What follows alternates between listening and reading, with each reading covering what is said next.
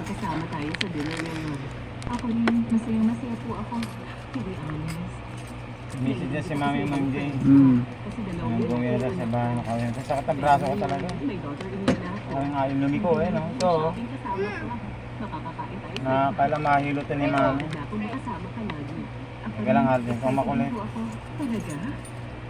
At dahil pareho naman Sakit. tayong maganda, Sa kamay. imagine ko, iisipin ng iba na totoong maging tayo.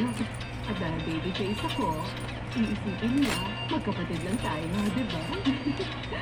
Opo, marami na pong nakakamali sa edad ni Mrs. Agnes. Huwag na Mrs. Agnes. Mommy nang itawag mo sa akin. Eh, sarado mo natin ilaw dito kasi.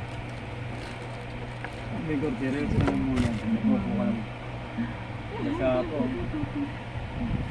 Yung ba, tinatanggal ko pag tuyo na mga kumot ko mo. Dito sa Mami. Alam mo, Bukas, gusto ko sana biyernes ibigay na ka ng damit para sa family gathering natin bukas. Pili ka ng gusto mo. Bahala ka na. Sige po. Sa kamay, sa kamay ko. Halos hindi makaano. Yun o. Parang na ano yung balat. Ayun o. Ito o. Ito yun. Parang nasuklok. Bakit? Wala ka bang nagustuhan? Ay, hindi po. Ang gaganda nga po lahat. Talaga? Miss, kukunin namin lahat ito. Hindi ko naman siya ilutin. Marami ka nang nalilito tao, kaya... Kaya na nag-aalangan.